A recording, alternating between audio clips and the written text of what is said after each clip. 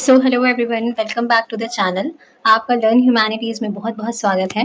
और आज की ये जो वीडियो है वो इंडियन पॉलिटी की सेकंड वीडियो रहने वाली है। अगर आपने फर्स्ट वीडियो नहीं देखी है जो कि प्रियम्बल की थी तो आप देख सकते हैं। उस वीडियो का लिंक मैं इसी वीडियो के डिस्क्रिप्शन बॉक्स में आपको प्रोवाइड कर दूंगी। और आज इंडियन पॉलिटी का पार्ट 2 रहने वाला है जिसमें हम मेकिंग ऑफ इंडियन कॉन्स्टिट्यूशन पढ़ने वाले हैं कि भाई हमारा कॉन्स्टिट्यूशन, हमारे जो संविधान है वो बना क्या था। पहले तो ये समझ लेते हैं कि कॉन्स्टिट्यूशन होता क्या है। देखो, कॉन्स्टिट्यूशन जिसे हम supreme law of the land भी कहते हैं, तो संविधान है क्या ओवरऑल। देखो, अगर मैं कॉन्स्टिट्यूशन ऑफ इंडिया की बात करती हूँ ना तो हमारे देश का जितने भी कानून हैं उनमें से सबसे बड़ा कानून कॉन्स्टिट्यूशन ही है। और ये जो कॉन्स्टिट्यूशन है ना, उसमें ऐसे नियम कानून लिखे हुए हैं जिनके बेसिस पे देश का पूरा सिस्टम जो है वो मैनेज किया जाता है। यानी कॉन्स्टिट्यूशन सुप्रीम है और उससे बढ़कर और कोई लॉ नहीं बन सकता। ये जो संविधान है उसको बनाने का काम बेसिकली कॉन्स्टिट्यूएंट जो असेंबली थी उसके द्वारा किया गया था। और एक बहुत लंबे पीरियड के अंदर आप देखोगे कि डिबेट डिस्कशन के बेसिस पर जो है वो कॉन्स्टिट्यूशन को बनाया गया था। पहले तो थोड़ा ये समझ लेते हैं कि ये जो संविधान सभा को बनाए जाने की जो डिमांड थी वो कैसे यहाँ से उठती हुई हमें नजर आती है। सबसे पहले 1934 के अंदर आप ये देखोगे कि एम.एन. रॉय थे जिन्होंने कॉन्स्टिट्यूएंट असेंबली का जो आइडिया है उसको प्रपोज किया था। हालांकि आप देखोगे कि कई सारी अगर आप बुक्स पढ़ोगे अलग अलग तो उसमें ना इससे पहले की भी डेट्स दी गई हैं। जैसे बाल गंगाधर तिलक का दिया गया है, उनकी स्वराज जो मैगजीन थी। इसके बाद 1928 के अंदर मोतीलाल नेहरू ने भी जो है वो संविधान सभा की बात करी थी अपनी नेहरू रिपोर्ट में। लेकिन जो एक ऑफिशियल डिमांड थी ना संविधान सभा की वो 1934 में एम.एन. रॉय ने प्रपोज करी थी। 1935 के अंदर जो आईएनसी थी, इंडियन नेशनल कांग्रेस, उन्होंने भी ऑफिशियली कॉन्स्टिट्यूएंट असेंबली की जो डिमांड है वो रखी थी। फिर आप देखोगे कि 1940 में अगस्त ऑफर जो है वो आता है और उसके बाद 1942 में क्रिप्स मिशन जो है वो आता है, जिन्होंने कहा कि भाई ठीक है, सेकेंड वर्ल्ड वॉर के बाद जो है वो कॉन्स्टिट्यूएंट जो असेंबली है उसको बनाने का जो विचार है वो उन्होंने प्रपोज किया। 1946 में कैबिनेट मिशन आते हैं और अल्टीमेटली आप देखो कि हमारी जो कॉन्स्टिट्यूएंट असेंबली बनाई गई है ना वो 1946 से कैबिनेट मिशन के बेसिस पे ही बनाई गई है। यानी इस कैबिनेट मिशन में जो आइडियाज या जिन भी विचारों पर इस पे बात की गई थी, जिन भी टॉपिक्स पर इस पे बात की गई थी, उन्हीं को ध्यान में रखते हुए हमारी संविधान सभा को 1946 के अंदर बनाया गया था। अब सवाल ये आता है कि इतनी सारी चीजें हुई, इतनी बार मांग उठाई गई, तो ऐसा क्या था कि जितनी मीटिंग्स वगैरह हुई, लाइक अगस्त ऑफर आया था, क्रिप्स मिशन आया था, वेवल प्लान भी आया था 1945 में, तो उनको क्यों एक्सेप्ट नहीं किया गया। उनको एक्सेप्ट ना करने का मेन रीजन यही था कि जो भी मीटिंग्स वगैरह हुई थी उन सब में इंडिया को एज अ डोमिनेंट स्टेटस देने की बात की गई थी। इंडिया को फुल इंडिपेंडेंस देने की बात नहीं की गई थी। डोमिनेंट स्टेटस का मतलब ये होता है कि एक ऐसी कंट्री जिस पर अथॉरिटी किसी दूसरे ही देश की है। यानी कि ब्रिटिशर्स कह रहे थे कि हम आपको संविधान सभा को बनाने का मौका देंगे, हम आज़ादी देंगे इतनी, लेकिन अल्टीमेटली रूल तो हम ब्रिटिश गवर्नमेंट ही करेगी। तो हम इस तरीके का रूल या सिस्टम चाहते नहीं थे। अल्टीमेटली 1946 के अंदर संविधान सभा जो बनाई गई थी वो इसी कैबिनेट मिशन के बेसिस पे बनाई गई थी। जुलाई अगस्त टाइम पे 1946 के अंदर कॉन्स्टिट्यूएंट असेंबली के इलेक्शन जो है वो कराए जाते हैं और उसके बेसिस पे संविधान जो है वो बनता है। अब आगे की थोड़ी और इन्फॉर्मेशन समझ लेते हैं। ये आपके लिए एग्जाम के अकॉर्डिंग एक इम्पॉर्टेंट फैक्ट है कि जो संविधान सभा को बनाने का जो एक सबसे पहला विचार था उसको प्रपोज किसने करा, वो 1934 में एम.एन. रॉय ने किया था।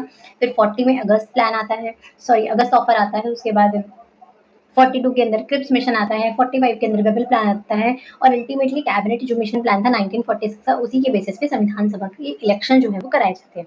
अब ये कैबिनेट मिशन प्लान के बेसिस पे किस तरीके की संविधान सभा बनाई गई थी थोड़ा उसको देख लेते हैं। देखो, अब ये जो कॉन्स्टिट्यूएंट असेंबली बनाई गई थी ना उसमें सबसे पहले ये डिसाइड किया गया था कि 389 जो है वो टोटल सीट्स होंगी। 389 जो है वो टोटल सीट्स क्या है होंगी। अब जो 389 सीट्स थी उनमें उनको भी दो पार्ट्स में डिवाइड किया गया। 296 जो सीट्स थी और दूसरी 93 सीट्स थी। अब ये जो 296 सीट्स थी ना उन पर इलेक्शंस कराए गए थे ब्रिटिश इंडियन प्रोविंसेस से वो थी। और जो 93 सीट्स थी ना वो इलेक्टेड नहीं थे ये सदस्य, बल्कि ये नॉमिनेटेड थे। यानी कि ये जो भी प्रिंसली स्टेट्स थे वहां से इनको नॉमिनेट किया गया था। ठीक है, यानी ओवरऑल हमने समझना ये है कि संविधान सभा में भी आप देखोगे बहुत ज्यादा चेंजेस हुए हैं। और ये ना पूरा आपको नंबर्स याद रखने पड़ेंगे क्योंकि ये पूछ लिए जाते हैं एग्जाम्स में कि पार्टीशन से पहले कॉन्स्टिट्यूएंट असेंबली में कितने मेंबर्स थे एंड आफ्टर द पार्टीशन कितने मेंबर्स बचे। तो स्टार्टिंग में आप देखोगे 389 मेंबर्स टोटल इतनी सीट्स जो है वो रखी गई थी, जिसमें से 296 सीट्स पर इलेक्शंस कराए गए थे जो कि ब्रिटिश इंडियन प्रोविंसेस से थे और 93 जो सीट्स थी वहां पर इलेक्शंस नहीं कराए गए थे, उन्हें नॉमिनेशन के थ्रू चुना गया था। अभी जो 296 है ना, आप कहीं लिख रहे हो तो लिख सकते हो और मैं आपको सजेशन यही दूंगी कि भाई जब भी आप क्लास अटेंड कर रहे हो ना ज्यादा कुछ नहीं, एक रफ कॉपी लेके बैठो, एक ब्लैंक शीट लेके बैठो और कुछ लिखते रहो, ठीक है, क्योंकि आपको स्क्रीन पे शो होता है ना, इसके अलावा मैं बहुत सारी दूसरी चीजें आपको बताने की कोशिश करती हूँ। तो ये जो देखो, जो 296 सीट्स हैं जो इलेक्टेड मेंबर्स वाली थी, अब ये जो 296 सीट्स थी ना, उनको भी आप डिवाइड करते हो फर्दर, क्योंकि 296 में से 292 जो सीट्स थे वो गवर्नर प्रोविंसेस से थे, जो टोटल 11 हुआ करते थे, और जो 4 मेंबर्स थे बाकी के, वो चीफ कमिश्नर प्रोविंसेस से थे, जो कि 4 हुआ करते थे, यानी टोटल 389 सीट्स थी, उनमें से 296 सीट्स पे डायरेक्ट इलेक्शन हुआ, 93 सीट्स पर नॉमिनेशन कराया गया, तो नॉमिनेशन के थ्रू उनको लाया गया। अभी जो 296 थे ना, जो डायरेक्ट इलेक्शन के थ्रू चुने गए थे, उनमें से भी जो 292 मेंबर्स थे, वो 11 जो भी ब्रिटिश प्रोविंसेस थे वहां से चुने गए थे, और जो 4 प्रोविंसेस थे जिन्हें चीफ कमिश्नर्स प्रोविंसेस कहते हैं, वहां से जो है वो 4 मेंबर्स उन 4 प्रोविंसेस से थे। अब जब इलेक्शंस होते हैं ना, तो आप देखोगे इलेक्शन का मेथड क्या था, तो आप देखोगे कि जो इलेक्शन का मेथड था ना, वो इनडायरेक्ट इलेक्शन था, ठीक है। इसके अलावा जो इलेक्शन है वो प्रोपोर्शनल रिप्रेजेंटेशन के थ्रू किया गया था, और सिंगल ट्रांसफरेबल वोट सिस्टम को अडॉप्ट किया गया था, और जो 93 मेंबर्स थे वहां से कोई इलेक्शन तो हुए नहीं थे, जैसे मैंने आपको बताया, वहां से नॉमिनेशन हुआ था।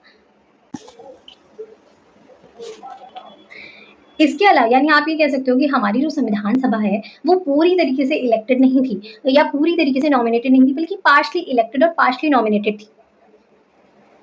इसके अलावा आप यहाँ पे नोट कर सकते हो कि जब इलेक्शंस के रिजल्ट आते हैं संविधान सभा के, तो आप देखोगे कि जो 208 सीट्स हैं वो कांग्रेस को मिली थी, 73 सीट्स हैं जो मुस्लिम लीग को मिली थी, और 15 सीट्स हैं जो कि निर्दलीय यानी कि किसी दूसरी पार्टी जो बाकी होंगी उनको मिली थी, ठीक है। तो हमारे लिए दो ही चीजें याद करने वाली हैं कि जब इलेक्शंस के रिजल्ट आए तो 208 सीटें कांग्रेस को मिली थी और 73 सीट्स थी जो मुस्लिम लीग को मिली थी। पार्टीशन हो गया तो बहुत सारे मुस्लिम ऐसे लोग थे जो कि संविधान सभा को छोड़ के पाकिस्तान चले गए थे, तो संविधान सभा की जो संविधान सभा के अंदर जो नंबर ऑफ मेंबर्स थे ना वो कम हो गए थे, और पहले आप देखोगे जो 389 सीट्स टोटल थी वो घटकर आफ्टर द पार्टीशन 299 जो है वो हो जाती है।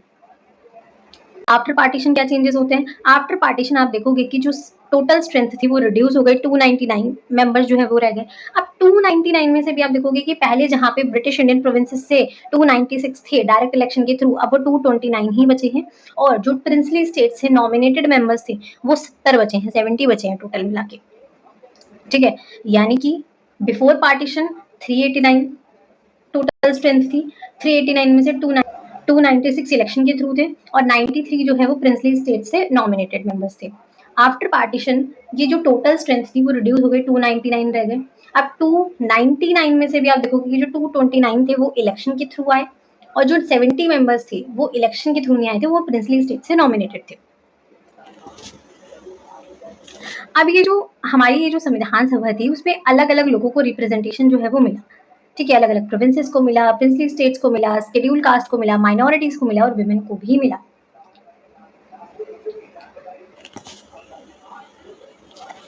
यानी अगर हम थोड़ा सा यहाँ तक जितना भी पढ़ा है उसको क्विक रिवीजन अगर हम करना चाहें तो हम ये कह सकते हैं कि जो आइडिया था कॉन्स्टिट्यूएंट असेंबली का वो एम.एन. रॉय ने दिया था, एम.एन. रॉय का ही नाम लिया जाता है क्योंकि उन्होंने मतलब पहली बार आप कह सकते हो ये एक ऑफिशियल डिमांड कह सकते हो, एक ऑफिशियल आइडिया कह सकते हो कॉन्स्टिट्यूएंट असेंबली का जो उन्होंने प्रपोज किया था,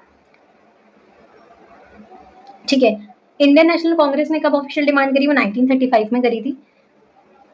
जो संविधान सभा बनी वो कैबिनेट मिशन प्लान के बेसिस पे बनाई गई थी, टोटल स्ट्रेंथ 389 थी, बाद में आफ्टर पार्टीशन कम हो गए, 299 रह गए। प्रोविंसेस में कितने लोग थे बिफोर पार्टीशन, 296 थे, आफ्टर पार्टीशन कितने बचे, 229 थे। बिफोर पार्टीशन प्रिंसली स्टेट से कितने लोग थे, 93 थे, और आफ्टर पार्टीशन 70 लोग जो है वो थे। इलेक्शन मेथड क्या था, इनडायरेक्ट इलेक्शन मेथड अपनाया। कौन सा इलेक्शन मेथड था, तो proportional representation by single transferable voting, तो ये सिस्टम जो है वो अपनाया गया था। अब यहाँ पे हम थोड़ा सा और आगे आते हैं और मीटिंग्स को समझने की कोशिश करते हैं क्योंकि यहाँ से रिलेटेड क्वेश्चंस एग्जाम में आते हैं। पहली तो बात ये देखो, संविधान सभा की मीटिंग्स तो बहुत सारी हुई, लेकिन एग्जाम पर्पज से हमारे लिए कुछ मीटिंग्स को याद रखना बहुत जरूरी है, स्पेशली स्टार्टिंग की जो 3 रही हैं वो तो हमें अच्छे से याद होनी चाहिए कि इनमें क्या क्या हुआ। तो जो फर्स्ट मीटिंग हुई थी वो 9 दिसंबर 1946 को हुई थी। इसमें क्या हुआ था, इसमें जो सबसे ओल्डेस्ट मेंबर थे सच्चिदानंद सिन्हा, उनको जो है वो अध्यक्ष बनाया गया था, उनको टेम्परेरी प्रेसिडेंट बनाया गया था क्योंकि फ्रेंच प्रैक्टिस एक्जैक्टली इंडिया ने अडॉप्ट करी थी। जैसे फ्रांस में क्या होता है, जो फर्स्ट मीटिंग होती है ना उसमें जो सबसे ओल्डेस्ट मेंबर होता है उसको एक तरीके से टेम्परेरी प्रेसिडेंट बनाया जाता है, और इंडिया ने भी यही अपनाई थी। पहली मीटिंग के अंदर आप देखोगे 211 टोटल सदस्य थे, और मुस्लिम लीग के जो लोग थे उन्होंने पार्टिसिपेट किया। इंदिरा गांधी टोटल मिला के 211 ही लोग जो है वो थे। परमानेंट प्रेसिडेंट कौन बनते हैं? परमानेंट प्रेसिडेंट सेकंड मीटिंग के अंदर बनते हैं 11 दिसंबर 1946। फर्स्ट मीटिंग 9 दिसंबर 1946, सेकंड मीटिंग 11 दिसंबर 1946। इसमें क्या होता है कि जो राजेंद्र प्रसाद थे उन्हें परमानेंट प्रेसिडेंट जो है वो बनाया जाता है। परमानेंट प्रेसिडेंट ये बनते हैं, लेकिन साथ ही साथ वाइस प्रेसिडेंट भी बनते हैं एच सी मुखर्जी और वी टी कृष्णाचार्य। आप लिख सकते हो सेकेंड नाम, एच सी मुखर्जी और वी टी कृष्णाचार्य, दो लोग बनाए जाते हैं उपाध्यक्ष। एंड कॉन्स्टिट्यूशनल एडवाइजर बनते हैं बी एन राव। इनसे रिलेटेड क्वेश्चंस एग्जाम में आ जाते हैं, तो बी एन राव जो है वो बने थे। इसके बाद जो थर्ड मीटिंग थी उसमें आती है हमारी ऑब्जेक्टिव रेजोल्यूशन। 13 दिसंबर 1946 जवाहरलाल नेहरू थे जिन्होंने ऑब्जेक्टिव रेजोल्यूशन को क्या किया था? इंट्रोड्यूस किया था। इसी को अडॉप्ट कब कर लिया गया था? 22 जनवरी 1947 को इसको अडॉप्ट कर लिया गया था। इसकी सिग्निफिकेंस क्या थी? इसकी सिग्निफिकेंस यही थी कि भैया बाद में चलकर यही जो ऑब्जेक्टिव रेजोल्यूशन थी उसमें कुछ मॉडिफिकेशंस के साथ उसको एज अ प्रियम्बल के फॉर्म में इसको अपनाया गया था। वही प्रियम्बल जो कॉन्स्टिट्यूशन की फिलॉसफी को दिखाती है। ये वीडियो नहीं देखी है तो आप देख सकते हो, और आपको आधे घंटे की लगभग वो वीडियो है, और उसके बाद मुझे नहीं लगता कि आपको प्रियम्बल से रिलेटेड कोई डाउट होना चाहिए, क्योंकि उसमें मैंने सारे एस्पेक्ट्स को कवर किया है। हालांकि कुछ चीज़ें आपको स्क्रीन पे नहीं भी मिलती हैं तो आप उसको नोट डाउन कर लिया करो, क्योंकि कुछ चीज़ें ऐसी होती हैं जब मैं वीडियो रिकॉर्ड करती हूँ तो मुझे ध्यान आती है और मैं उसको इंक्लूड कर देती हूँ, आपको बता देती हूँ। कमिटीज़ पर आ जाते हैं कि जो कॉन्स्टिट्यूएंट असेंबली थी उसमें कुछ कमिटीज़ थी जो बहुत इंपॉर्टेंट थी। कुछ मेजर कमिटीज़ थी, कुछ माइनर कमिटीज़ थी, ठीक है। और 8 मेजर कमिटीज़ थी और 13 जो है वो माइनर कमिटीज़ थी, यानी छोटी कमिटीज़ थी और कुछ बड़ी कमिटीज़ थी। उनका पर्पस के अकॉर्डिंग ये था, ठीक है। तो मेजर कमिटीज़ को हम देख लेते हैं। सबसे पहले आता है union power committee Jawaharlal Nehru, union constitution committee Jawaharlal Nehru, provincial constitution committee Sardar Vallabhbhai Patel, advisory committee on fundamental rights minorities and tribal areas Sardar Vallabhbhai Patel, drafting committee जो आपको पता ही होना चाहिए Ambedkar, rule of procedure committee Rajendra Prasad, steering committee Rajendra Prasad, states committee Jawaharlal Nehru and finance and staff committee Rajendra Prasad. इसको ना आप एक तरीके से याद कर सकते हो कि जहां पे भी आपको यूनियन वर्ड मिले, जहां पर भी आपको यूनियन वर्ड मिले, बिल्कुल अंधी मत मारना, बट जहां पे आपको यूनियन वर्ड मिले ना तो अपने दिमाग में रखना कि जवाहरलाल नेहरू से रिलेटेड है। इसके अलावा यूनियन मिल जाए कहीं पे या स्टेट मिल जाए, ठीक है, यूनियन हो जाए या स्टेट मिल जाए तो ये जवाहरलाल नेहरू की है। इसी तरीके से राजेंद्र प्रसाद की कैसे याद करोगे? जनरली प्रोसीजर वर्ड उसके अंदर आपको मिलेगा, प्रोसीजर मिल जाएगा, स्टीयरिंग मिल जाएगा, या जो राष्ट्रध्वज वाली कमेटी है, नेशनल फ्लैग वाली कमेटी, ये भी राजेंद्र प्रसाद की ही है। तो ये तो आप ध्यान ही रखो, इसको भूलना नहीं है आपने। इसी तरीके से ये जो ड्राफ्टिंग कमेटी है तो आप भूल ही नहीं सकते, ये तो आपको ध्यान ही रखनी पड़ेगी और ये कोई भूलेगा भी नहीं मेरे अकॉर्डिंग, तो इसमें किसी को डाउट भी नहीं होगा। इसके अलावा जो फंडामेंटल राइट और माइनॉरिटीज वाली कमेटी है वो बची हुई वल्लभ भाई पटेल की है, ठीक है। या फिर कहीं पे अगर प्रोविंस दे दिया जाएगा तो वो वल्लभ भाई पटेल की है, यानी कहीं पे यूनियन देख लो, स्टेट लिखा हुआ देख लो तो वो जवाहरलाल नेहरू की है। कहीं पे अगर आप स्टीयरिंग कमेटी, प्रोसीजर कमेटी या नेशनल फ्लैग देख लो तो वो राजेंद्र प्रसाद की है। इसी तरीके से कहीं पे भी fundamental rights, minorities, tribal areas इस तरीके से दिया गया है, प्रोविंसेस दिया गया है तो वो वल्लभ भाई पटेल की है। इस तरीके से आप याद कर सकते हो। अब यहाँ पे ना एक मतलब एरर है, इसको आप करेक्ट कर लेना। यहाँ पे 22 मेजर कमिटीज नहीं है, 13 मेजर कमिटीज हैं। इसको आप करेक्शन इसमें कर लीजिएगा कि कौन कौन सी मेजर कमिटीज हैं, ठीक है। इसके बाद ड्राफ्टिंग कमेटी पे आते हैं। देखो ड्राफ्टिंग कमेटी का जो फॉर्मेशन हुआ था वो 29 अगस्त 1947 को हुआ था, जिसमें टोटल मिला के 8 मेंबर्स थे और जो चेयरमैन है वो बी आर अम्बेडकर थे। कौन कौन थे देख लेते हैं। बी आर अम्बेडकर, गोपाला स्वामी अयंगर, अल्लादी कृष्णा स्वामी अय्यर, के एम मुंशी, मोहम्मद सादुल्ला। जो दो नाम हैं एंड के थोड़े याद करने मुश्किल होते हैं, बी एल मित्तर और डीपी खेतान। पहले माधवराव थे, उनकी जगह बी एल मित्तर आ गए थे। उसके बाद टीटी कृष्णाचारी थे, उनकी जगह डीपी खेतान जो है वो आ गए थे। तो अम्बेडकर, गोपाला स्वामी अयंगर, अल्लादी कृष्णा स्वामी अय्यर, मोहम्मद सादुल्ला, के एम मुंशी और बी एल मित्तर जो कि माधवराव की जगह पर आए थे, और टीटी कृष्णाचारी की जगह पर डीपी खेतान जो है वो आए थे।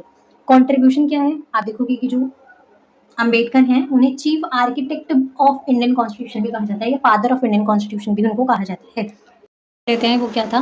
देखो जो कॉन्स्टिट्यूशन का जो भी ड्राफ्ट बनाया गया था ना, तो उसको प्रिपेयर करने का काम बी.एन. राव ने किया था और ये अक्टूबर 1947 में सबमिट किया गया था।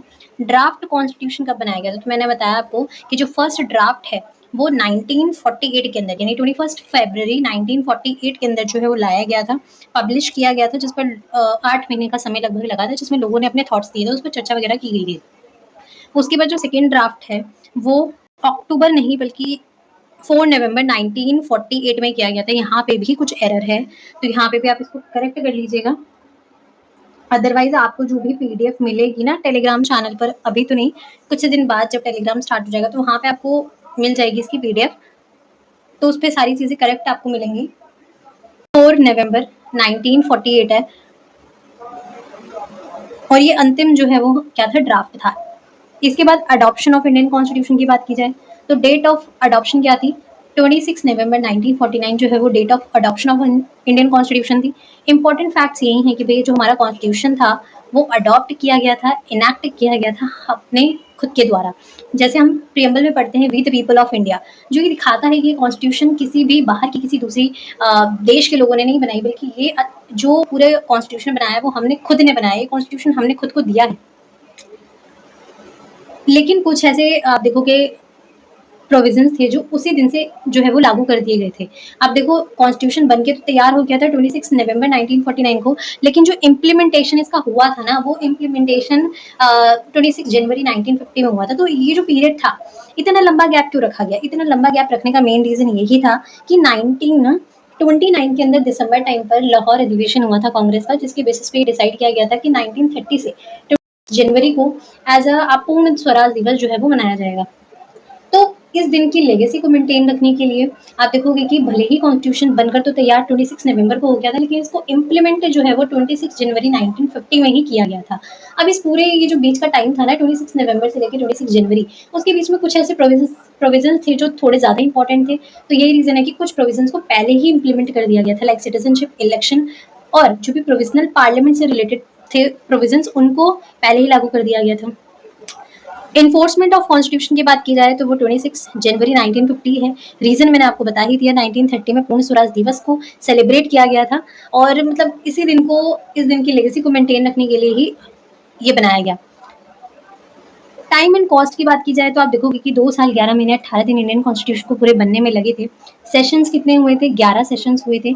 वर्किंग डेज कितने थे? 165 वर्किंग डेज थे। कॉस्ट कितनी आई थी? तो लगभग 64 लाख रुपए खर्च हुए थे। और आप देखोगे कि अमेंडमेंट फैक्ट्स आपको याद रखने की नीड नहीं है, ये आपके एग्जाम पर्पज से तो नहीं है, खैर तो इसको आप ना भी याद रखो तो इससे कोई फर्क नहीं पड़ता है। यहाँ पे आप देख सकते हो कि जो ओरिजिनली कॉन्स्टिट्यूशन बनाया गया था 1950 में, उस टाइम पे जब ये एनफोर्स हुआ था तो उस टाइम पे आर्टिकल्स 395 थे, पार्ट्स 22 थे और शेड्यूल 8 थी।